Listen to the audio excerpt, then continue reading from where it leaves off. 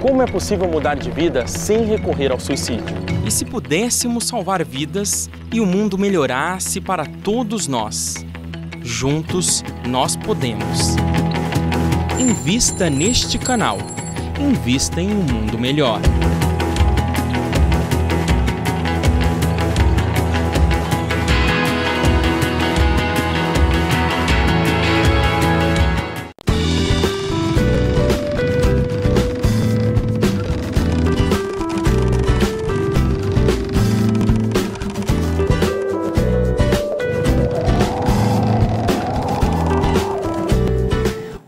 Começa agora mais o Espírito de Mulher, direto dos estúdios da TV Mundo Maior. E hoje a gente vai falar sobre um tema polêmico, um tema recorrente aí no dia a dia de muitos profissionais, que é o assédio no trabalho. Mas antes de adentrar sobre esse assunto, vamos dar aquele oi para as nossas apresentadoras Poliana Pinheiro. Olá, muito boa tarde. E Marizilda Neto. Olá, seja muito bem-vindo, bem-vinda. Tudo bom com vocês, meninas? Tudo ótimo. Então, como eu disse aí na introdução do programa, sempre quando a gente fala de assédio, né, vem várias ideias na nossa cabeça. A gente viu muito programa, muita coisa na mídia, falando a respeito do assédio mesmo, que tem sido muito recorrente. E tem também o assédio no trabalho. E o assédio no trabalho, ele pode se caracterizar de duas maneiras. O assédio moral e o assédio sexual. E claro, sob a ótica do espiritismo, aqui a gente vai bater um papo, tentar entender como é que funciona, né? Como que tem que ser o nosso trabalho, por que essas coisas acontecem, como que a gente deve agir numa situação como essa. Por isso a gente separou algumas questões aqui. Vamos conversar, né, meninas, sobre o assunto? Sim. Então, já para a gente iniciar esse tema, já entrar aí nessa história, eu queria saber se vocês já sofreram algum tipo de assédio no trabalho. Vocês já sofreram, meninas? Graças a Deus. Não, também. Nunca passaram por essa situação, nem moral, nem sexual, nada? Não. Tá, não. Eu, né, em contrapartida, já não tive tanta sorte quanto vocês.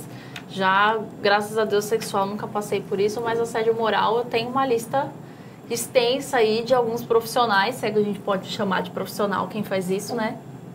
Que constantemente fazia, né? Praticava o assédio moral em pequenas coisas do dia a dia. Às vezes é com muita sutileza, né? Às vezes, quando a gente fala no assédio, a sutileza do assédio moral ou do sexual, a gente lembra muito dessa questão do estupro, né? Sim. Porque quando isso veio à tona, muitas mulheres começaram a perceber que alguns relacionamentos eram relacionamentos abusivos em situações que você começa a achar que são normais. Uhum. E no assédio moral é a mesma coisa. Sim. Às vezes um grito, às vezes uma ignorância, uma palavrinha, você fala, normal, aquela pessoa assim. Não, a gente tem que ter um pouco de um olhar atento e saber dividir. Eu posso até estar equivocada no que eu vou falar agora, mas eu acho que quanto maior a empresa, maior a possibilidade de acontecer esse tipo de coisa. Eu também acho, porque assim, no meu caso, já trabalhei em empresas maiores e era muito recorrente acontecer isso, né? De várias pessoas, quando tem muita liderança, às vezes, é a correria, falei de qualquer jeito, não é assim. E às vezes não é nem da liderança, às vezes é do próprio colega. Eles, porque aproveita, porque é muito grande, o controle não dá para ser feito. E para quem você vai reclamar, né? Então, é difícil mesmo. E meninas, tudo que é muito grande é mais difícil. Né? E como é que a gente consegue diferenciar, só para o telespectador entender, a diferença do assédio moral para o assédio sexual? Bom, o assédio moral é aquele terror psicológico, né? É uma violência moral que a gente sofre, né? Perturbam a gente, impedindo até muitas vezes da gente fazer o trabalho adequadamente, colocam obstáculos ou então fazem ameaças, né? Já o assédio sexual tem uma conotação sexual, tem uma conotação de sedução. Então, e também tem ameaça, porque alguém te ameaça, te coage a fazer algo por interesse de uma outra coisa, né? Que tem um interesse sexual. O moral, às vezes, tem o interesse só da função, né? De tomar o lugar do outro, né? Às vezes assim, porque algumas vezes a forma de você falar não é uma forma muito bacana, mas isso eu acho que a gente não tem que atribuir como assédio, né? Isso acontece, não recorrente, mas eu acho que acontece muitas vezes. Agora, quando a pessoa ela é muito direta, daí ela te ofende, eu acho que é mais complicado. E pensando bem, sim, eu já sofri uma vez. Olha aí, lembrou. viu? Lembrou, E hein? aí, Uma vez. você pode compartilhar com a gente? Não, como não vou foi? compartilhar, mas eu sei que eu fiquei muito magoada. Muito magoada. Porque você não espera. Não espera. E foi uma coisa recorrente? Não, Era não, uma foi só coisa- uma vez. Só foi só uma vez. Uma coisa pontual. Então, até justamente, acho que tem um pouco do gancho da próxima pergunta, porque essa questão do assédio moral, né? Quando que a gente consegue caracterizar de fato que foi assédio moral? Porque há uma diferenciação Sim. de um estresse momentâneo que a pessoa tem, ela é super tranquila, sempre foi tudo muito certo, e em algum momento, essa pessoa perde a cabeça e acaba falando alguma coisa que ela não queria. E quando aquilo começa a se tornar decorrente, é dessa maneira que a Sim. gente consegue caracterizar quando é assédio moral ou não? Eu acho que a gente tem que imaginar uma situação assim, olha. Nossa, mas você não está entendendo o que eu estou falando, né? Uma vez. Nossa, mas você não está entendendo o que eu estou falando, né? Daí começa, nossa, mas você é meio burra, você não presta atenção no que eu estou falando. E você começa a ver que toda vez que a pessoa fala com você, ela começa a falar do mesmo jeito. Daí você começa a falar, nossa, ela tá me chamando de burra, né? Primeiro, pode ser subjetivo, entendeu? Ela, Isso. nossa, mas você não tá entendendo o que eu tô falando. Não necessariamente o outro é burro, hein? Não tá entendendo, mas aquele Não, de, não né? direto. Vai jogando Vai assim. jogando, vai jogando. Pensa, você não pensa? Você não pensa, umas coisas assim, Você quer sabe? uma lista amarela para saber a diferença de rua para Avenida. avenida? Né? Então, eu acho que dessa forma é mais caracterizada. Porque a diferença é virar e falar assim, não, olha, presta atenção, a gente tem que fazer dessa forma. Do que eu começar a ficar assim, mas você não tá entendendo? Nossa, mas você não tá vendo? Você não tá enxergando? Acho que é diferente, Porque sabe? Porque você começa a ofender a pessoa. Isso. Tem vezes que você faz uma brincadeira, porque a gente às vezes faz mesmo uma brincadeira, um tira, você fala uma besteira, o outro fala, nossa, mas que é burra. isso, né? É uma coisa, Isso, né? entendeu? Mas quando aquilo começa a ser muito, assim, muito específico para só uma pessoa... Não, e você começa a começar, é ótimo. Eu acho que você começa a se sentir incomodado. E aquilo vai toda vez que a pessoa vai falar com você, já vai me chamar de burra outra vez. Sabe? Você começa a duvidar da sua capacidade. A pessoa nunca foi direto para falar, nossa, é burra, hein? Mas a pessoa, ela vai falando, você vai começando a pensar, daí você começa a se achar, né? Eu acho que por aí já começa. Eu acho que tem uma outra situação também, vocês falando isso, que me veio à mente agora, por lembrar de um outro alguém que me fez sentir isso. A gente não dá nomes aqui, né? Mas a gente dá situações. Certo. Se a pessoa assistir a carapuça Se servir, servir, sinto muito, minha só gente. vestir, né? Pode vestir, fica à vontade, porque foi o que aconteceu. A questão de você também começar a sentir medo. No meu caso, foi com a liderança, né? Não era com um colega ali do lado. A gente fala do organograma, não era o vizinho do lado ali da mesma função, mas alguém que estava em cima.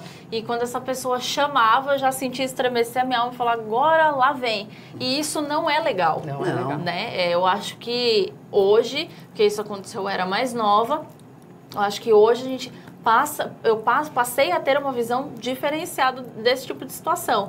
Que naquele momento, talvez na minha cabeça, era tipo a bronca do pai. Putz, fiz alguma coisa, meu pai ficou bravo, vai chamar lá. Dependendo da idade, a gente não percebe. Não. A gente é muito inocente nesse sentido. Não tem essa malícia de virar e falar...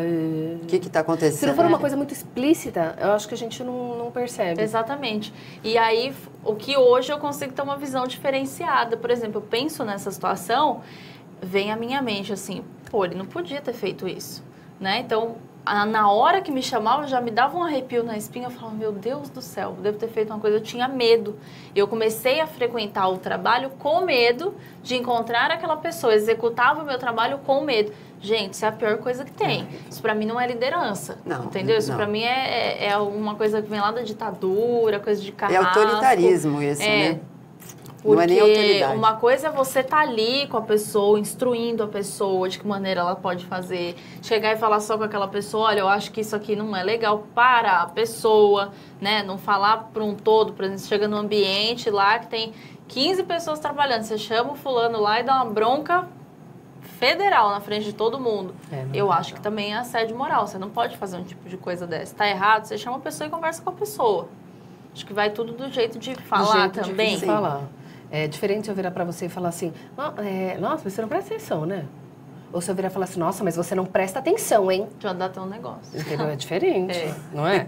Tem tom também. É o tom que você usa, a forma, a sua expressão corporal, o tom da sua voz, você já vê que é diferente, Eu acho que o dia que nós nos conscientizarmos de que nós devemos agir para com o próximo, como nós gostaríamos que o próximo agisse conosco, tudo vai entrar no normal. Mas, por enquanto, ainda não tem isso, né? Nós temos... E na verdade, assim, quando a gente fala de alguém que assedia outro, a gente está falando de uma pessoa fraca, de uma pessoa insegura, de uma pessoa que tem problemas. Porque quem é seguro, que tem confiança no que faz, no que sabe, é uma pessoa, assim, séria na sua postura, tem uma postura correta, ele não faz isso. Não precisa. Ele não precisa ficar desmerecendo o outro e se reafirmando a todo tempo que ele está acima do outro. Não é verdade? E a gente vê também que tem uma questão do Livro dos Espíritos, pergunta qual que é o limite do trabalho, Isilda. Qual que é o limite do trabalho? Olha, essa aqui, o limite do trabalho é bárbaro, porque é o limite das forças. Ou seja, há aqueles que têm, aqueles que produzem mais, que conseguem fazer mais, aqueles que conseguem fazer menos. O líder consegue tirar de cada um, da sua condição de força, vamos dizer assim, da sua condição de disposição, da sua condição de conscientização, o melhor. Então, esse é o grande líder, né?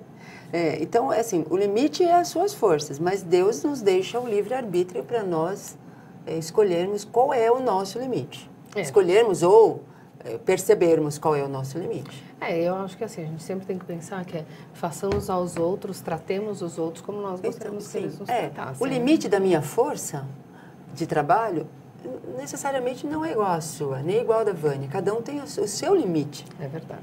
Então, eu acho que o bom administrador, o líder efetivo, ele tira leite de pedra. Ele tira de todos eles o melhor de cada um, mas o melhor de cada um, não um padrão de conquistas, né? É verdade.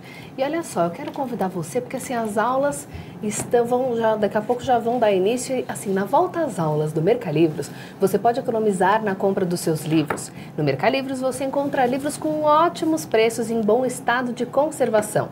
São livros escolares e universitários, nas mais diversas áreas. É na área da saúde, humanas, exatas, artes e tecnologia, além de literatura e best-sellers à pronta entrega. Comece 2017 com economia, olha só que delícia. Acesse mercalivros.com.br ou ligue para 11 2452 4450. Mercalivros, um mundo de ideias e conhecimento. Nós vamos para um rápido intervalo e voltamos já já. Fique com a gente.